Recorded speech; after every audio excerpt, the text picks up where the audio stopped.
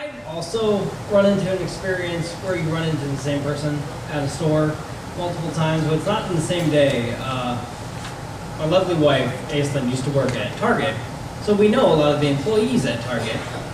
And we also tend to be pretty forgetful, so it's not out of the scope of reason that we might be in Target 4 or 5 times in the same week.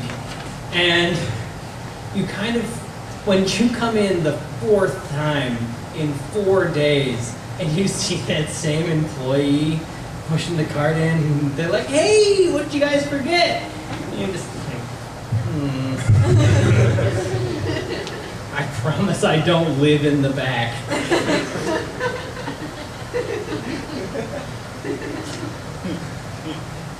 I had a thought today, and Ben reminded me that I really despise the fact that pumpkin flavored everything comes out in November. Pardon me. And and I get really indignant about it, like, God, pumpkin flavored everything, all these sheep drinking their pumpkin flavored lattes and their pumpkin flavored donuts and their pumpkin flavored, ugh, it's awful. And then today I saw something, because it's December tomorrow, I was like, peppermint!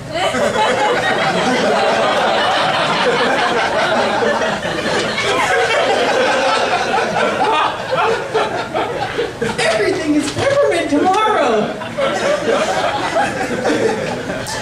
And then I realized I'm exactly what I hate. I have things written on the back of my list that Jake's set reminded me of.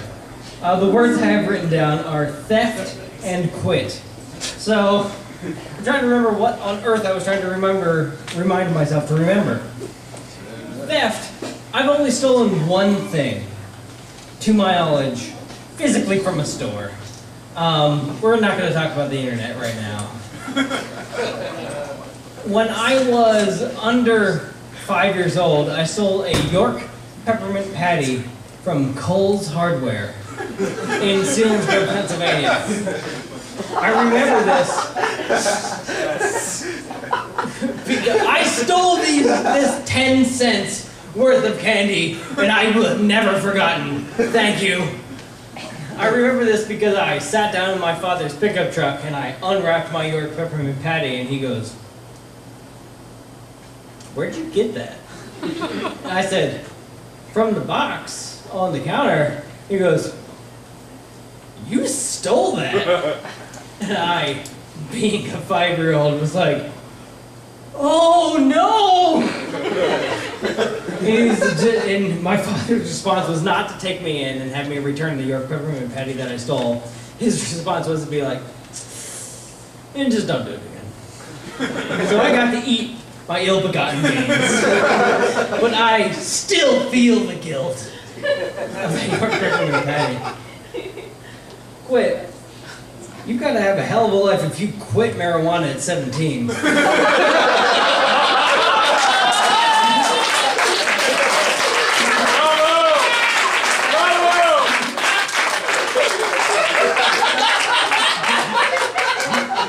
I'm not judging. I'm impressed.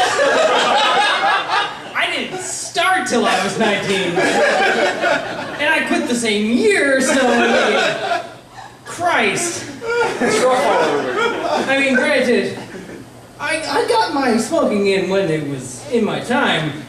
I remember a roommate of mine coming home and I being high out of my mind and standing in the living room alone, and they walk in the door and I go, "Hey, I am 1 million feet tall." And they're like, "Hey, you smoked today?" And I was like, "Yeah." And then I went upstairs and they had glow stars on their ceiling, and I was speaking with them, and they decided to, while I was talking, turn out the lights. And I stopped speaking because it then took every bit of mental facilities I had to remain standing while in a dark room with glow stars. And while I was standing there silent, just trying to remain upright, my roommate put one finger and just touched my chest, and I immediately fell over backwards and hit my head on the windowsill. And I, to this day, remind him of how he tried to kill me by shoving me while I was high. So I think that's what I was trying to remind myself. I also wrote the word star. I've got no clue what I was trying to remind myself of there.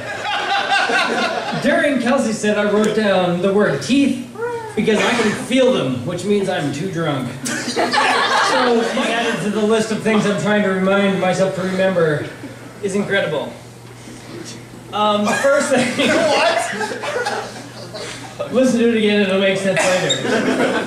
The first thing I'd like to remind you all is that there are drinks in the back, and you can drink enough for $7 to make you feel your face. So, have at that. What do you got there, Bill?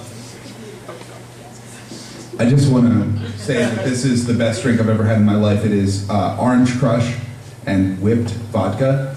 If you don't drink this shit, the fuck are you doing with your life? This is the best thing I've ever had in my life. Please, go have one. I'd like to let you know that I ordered a Captain and Coke most recently, and while it was Pepsi,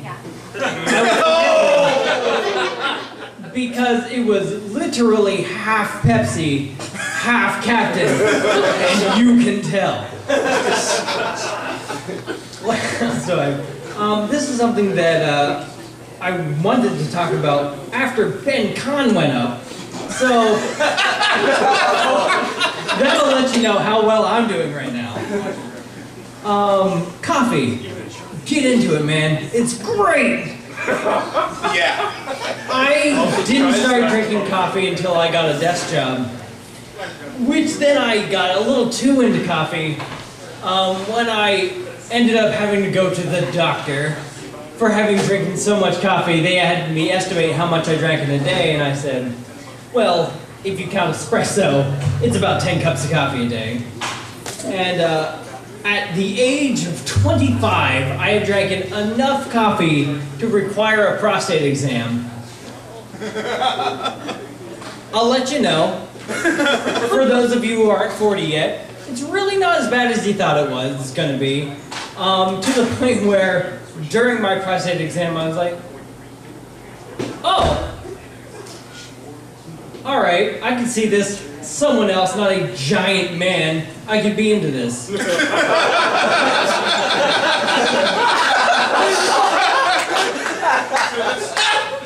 really, normal-sized man. Yes. Don't worry.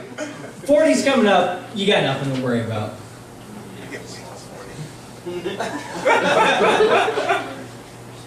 I've only had one ex-girlfriend, so we can at least go to 18-point font, maybe heavy. Had to be paying attention to that one. I worked at Sheetz for a whopping 3 weeks because God, that place sucked. And one of my jobs was when someone hit the button pay inside, I had to lean out, I had to get on the microphone and tell them that they were allowed to pay, but I also had to say what model car they were in, which, fuck if I know. I am the worst person, so I'd be like, guy in a coat, red car, you're allowed to pay. One of the many reasons I only worked for 3 weeks at Sheetz. Lenny was talking about how different people end up being after high school, and I'm a little different than how I was in high school. Just a little bit. Just to put it into context, I voted for Bush twice and I voted for Obama twice. It's been a hell of a couple of years. How old are you? 27, sir. To imagine me in high school, or imagine me without any piercings, very Christian, and my hair was like this. Yep. Just 80s, all over. I'm aware it was 2004, but my mom wasn't, and she taught me how to groom myself. Your mom used to cut all of our hair. Everyone's hair. So, I'm really enjoying the family we've set up here with my mom. I can walk around during intermission, watch two people battle each other in Pokemon, take 5 steps and listen to people talk about the difference between porcelain vulva and regular vulva. So, I absolutely love the family we've built here. Also, today, you can walk to the bar and ask for the Bill Russum, and you get an orange crush with whipped vodka. And when I was told that, I was able to scan the room and see no less than 8 of them on tables. This is the best fucking day of my life! It's like an alcoholic creamsicle in my mouth. That's right. Oh my... My wife was trying to help me remember what I was trying to remember when I wrote down the word star. Partner. Sorry, my partner. You're trying to... If you listen to my podcast, you'll know that I've been trying to use the word partner instead of wife because misogyny and things like that. My partner was trying to help me remember the reason I wrote down the word star, and she thought it was maybe in relation to buying condoms, which it wasn't, but I am going to tell that story because it's great. Everyone has the big X. The X that when you refer to as my ex, who you're actually talking about. I was with this girl for 4 years and I never made it past second base. But towards the end, she would tease me, be like, well, I totally would have sex with you, but we don't have condoms. I knew that that was a lie, but I decided that I would fool her. I would have condoms in my car. You can tell it was a very healthy relationship.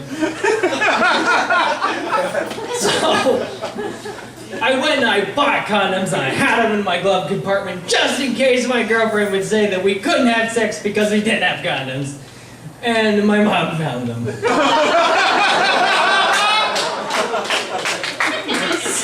And I had to explain to my mother at the age of 18 that no, I was not having sex. I was trying to trick my girlfriend into having sex because she was trying to trick me into thinking that we might possibly have sex if I had the proper equipment.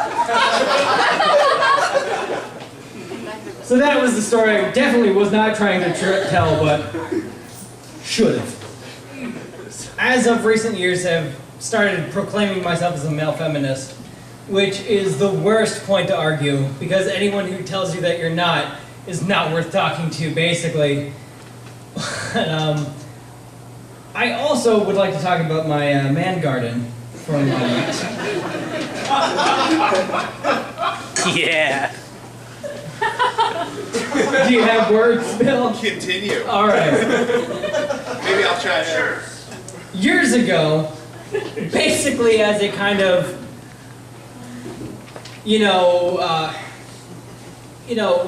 my partner's doing this for me, why the hell should I not try to do this for her? I went, hell, let's get rid of it all. Let's just go full on Brazilian nothing. And I haven't gone back. Granted, I'm very lazy, so it's kind of every other month. But guys out there, I haven't got my pubes in my zipper in years. It's great. It's great. So I usually put on underwear first. That solves that problem. 2 weeks their own. 2 weeks their own. But I also had no idea what an ingrown hair was until just recently. Again, 2 weeks their own. Now, I wasn't really an R.L. Stein kid. I was more Animorphs. Oh my god! Thank you. Me, Jake, Tobias, Carly, Marcos, Tobias. and Rachel! Rachel, thank you. They are my peeps. I'm glad that the 3 people you meet. Remember when they go under the house and That's there's a fucking giant complex of bad guys? That's right. Oh, and there's Also from Chronicles. Emery's talking about trying to find a partner in this crazy world that is Central Pennsylvania. I lucked out enough to find one that was interested in me, but polite enough to let me think that I was making the first move. And I believe she's in the restroom for that.